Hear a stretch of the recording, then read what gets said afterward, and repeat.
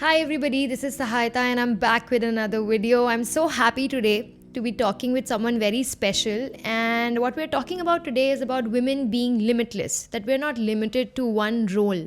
And it's more special because it's with someone that I really really admire, someone that makes me feel safe, happy, secure, empowered, and that's how women should be. So you must be wondering कि ऐसे कौन है जिनके बारे में बात कर रही हूँ. She's someone who is a successful entrepreneur. She is a beautiful wife. She is an amazing cook, and she's an amazing worship leader, and the list goes on.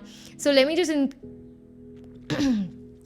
just introduce her to you. That's Anupa Calvin. Hi, Didi. Hi. Thank you for doing this with me. Today we're discussing about women being limitless. Okay, and why? Because we all know that, of course, in today's world, women are rising. There's no doubt about that. We are empowered in everything, but we play a lot of roles. We are starting from being a daughter to somebody who's at work, somebody who's a mother, somebody who's at church, a worship leader.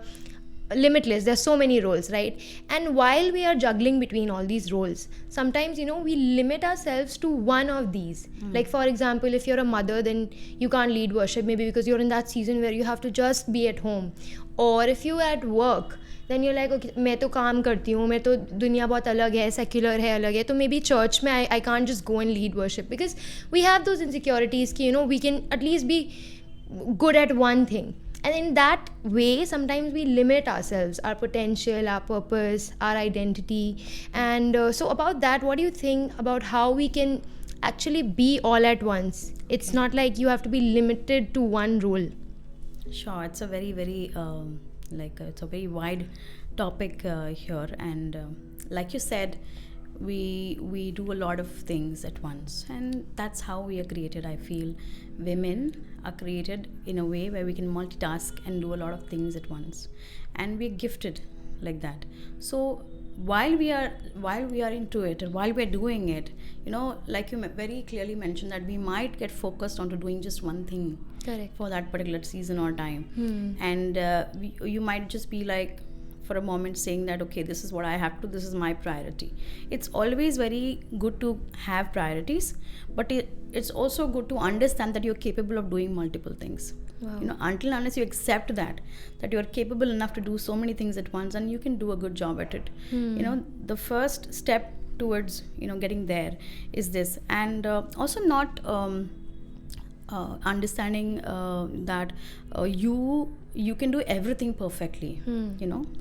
Accepting that as well is very important, because a Sahayata has her own limits to things, and Anupa has her own limits, and I could be good at something and not very good at other thing, and these are basic dynamics that a person has. So accepting it and going ahead with it and seeing where you can improve and add value to different roles and tasks that you have, reflecting upon these tasks and roles, and trying to understand that you can't do all perfectly, but you can do it all. So that's what is the beauty of it, and I think we are made and we are engineered in this way as women. Correct. Wow. Okay, so you just spoke about acceptance, right? Accepting the way you are, the way you speak, the way you laugh, the way you feel about things, right? Because we all come from different backgrounds and all of that. And when we just go out there in the world, we start like kind of getting insecure, comparing ourselves to that bar of beauty, of that, being a very classy, whatever person. And that's not how you can be all the time. You cannot be that beautiful, or someone who's always smiling, someone who's always serving, because women have to be this beauty queen, whatever. So in all of that, even at church, even at work, sometimes we can compare ourselves and feel very insecure and try to be something, and seek validation over there. So how do we accept the way we are, but not forget that we can improve? Sure, that's a very wise question, and it's very related to what where we are living into, what age we are living into, because with social media coming in, there's a lot of comparisons and a lot of anxiety and pressure to perform. Correct. Right? So what I feel is, I think this generation also, the beauty of this generation is they also love the radicalness, the true you, whether or not you look beautiful all the time, or whether or not you're perfect prim and a proper girl all the time. I think they like the real you. I think this generation, I have seen that they will celebrate the real you more, than you trying to put on someone else, and I feel I understand that there is a lot of pressure in the way you have to look all the time, and Correct. in the way you have to deal with people all the time, or be a particular kind of a girl. But then you lose your identity there. There's no uniqueness to you. Yeah. Right? So there is no sahayata component in it. So there is uniqueness in every one of us, and God has built us that way. We have unique fingerprints. So let's celebrate who we are, and let's be comfortable in our own skin. I think with that, you will carry that boldness and courage. When you are comfortable in your own skin, you don't want to be someone else. And I think the beauty will then start. You will when you love yourself and accept the way you are, accept the way you speak, but also understand that there is a chance to improve. For example, if you have a language issue, or if you have stage fear, these are things that can be learned. These are skills that can be learned. Correct. Okay, so that doesn't lower down your value. You can always learn new skills. So just that understanding that you are you, and you can be a better you, is the only freedom, I feel. Wow. Great. So about accepting ourselves, right? And in case we're in a place, or somebody's in a place where they're not able to do that, I am asking that we tend to hide ourselves then. Women tend to hide ourselves because of those insecurities. We don't come out loud. We don't stand and go and speak what we should, even when we see something wrong happening, or somewhere we need to raise our voice for our own selves also. We see a lot of people going through a lot of abuse, a lot of different things. I don't want to go into that whole, Me Too movement, anything, but I'm just saying that we can go through a lot, and just accepting all of that, thinking that agar humne kuch bola to maybe fir we will lose something. We will lose a person, a place, a family, I don't know, a job, something like that. And over there, why should women not hide behind? Why should they just come out loud and be equal, actually, in terms of the say that we have? I feel we have very wise men around us, and I'm happy to say that. It is rare. People think it's rare, but it's not.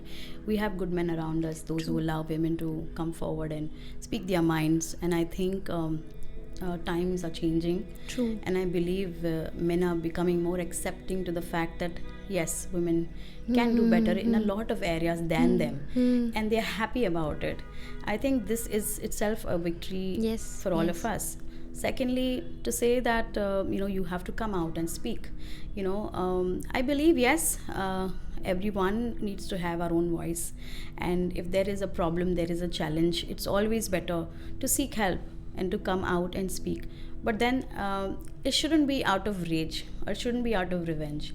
It should be out of your motivation to get your voice out, and to make sure that no one else is suffering like that. Wow. It should be like a support to another fellow women around you, and it could be something that gives hope to people. It shouldn't be like there are a lot of people who are actually very, this concept of feminism has become very famous now, and where women are really going against men. I think that itself is a very wrong idea. What do you think about that I don't need a man kind of mindset? That's a very, very wrong idea, and it's not godly at all. So I really I really contend this idea, because it's not fashioned the way God wanted us to be. Wow. So we better fear God, have wisdom, and love. Where there is love, there is no you are bigger or I am bigger than you. Wow. There is always submission, and there is honor for each other, and in that way, I think you don't need to always scream to make your voice known. You can always communicate in a way the other person will understand, and come across that way and get the intended result out. Okay. Wow. So the third question that I want to ask you is that you said about being out loud, being out there, speaking your heart out, being comfortable in your own skin, and just being confident about all these roles that you can do it perfectly. But my question to you is, sometimes we do all of this to get love and to be accepted. And if we do it like that, then we will always come to a very dry place, because none of us can be actually perfect, like you said. Absolutely. So how do we not do all of this to get love or to be loved or to be accepted, to be admired, but from a secure place, from a loved place? Where do we find that security? I think your question has your answer itself. I think to be able to do all of this, not because we want to find love or not because we want to be accepted. You have to come from a place of already being accepted, and you have to come from a place and operate from that place of being loved and accepted, so that you can do all these things from that from that position, because it matters. Because if you do it without it, you are going to burn yourself out. So I believe, I will tell about myself.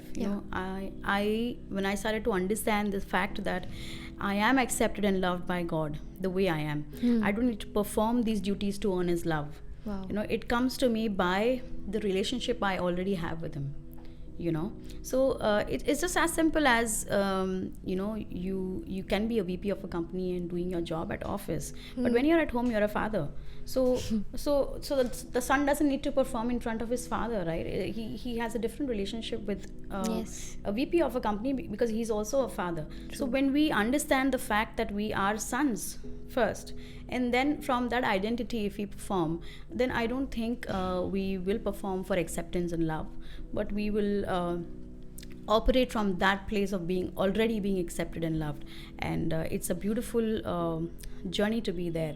Yes. And yes, I'm sure it is a journey. Yes, it's a journey, because you can't learn to operate from that place. So it's not like when we get there, or when we are out there leading worship, or when we are out there doing this job, that's when we feel loved, or that's when we are accepted, right? We're already accepted in Him. Yes. We are already accepted and loved by God, and I think that's the most secure place you can be, and the most amazing place you can operate from. Wow, great. So the last question is, one quality of a wise woman. Any advice that you can give for a woman that is wise? Anything practical that we all can just apply and be practical about? Sure. I totally relate to Proverbs 31, wherein it sees a lot of attributes to women, like women can do this and women do that. They buy land and they oversee things, and there are a lot of things that women can do in a way. But I believe being a woman and being in ministry, and also being a businesswoman, and also being a wife, and also being a worshiper, so many things, you have to take responsibility of your mind. And I feel you have to take responsibility of your situation. Like, you have to take control of that. In a way, I would say this statement, which is beautiful. I heard one pastor preach it. He said, your garden, your responsibility. So I was like pondering on it for weeks. I was like, wow, this is so true. Because what we allow in us, what we allow in our minds, will actually flow into the way we behave, into the way we work. So it's so important to take inventory of our thoughts every day, and to ensure that nothing is in here which is going to affect me in a bad way. All that is in my mind is going to only make me fruitful and only make me do things in a very successful way. Yeah. So it's your responsibility completely. And I feel this is not only for women, I think for everyone else who can apply this and understand this, that it's your garden and it's your responsibility. You cannot allow voices that are negative. You cannot allow voices that are negative and expect a very good result in what you're doing. Wow. So it's always better to shut them down in the right time, at the right time, so that whatever is flowing out of you is flowing out of the place of being accepted and loved. So that's all I would love to say. For those wonderful words, and for inspiring me and all of us who are watching. Thank you so much for watching us. I'll be back with another video very soon. I hope you were blessed. Please like, share and subscribe, and see you again. Bye.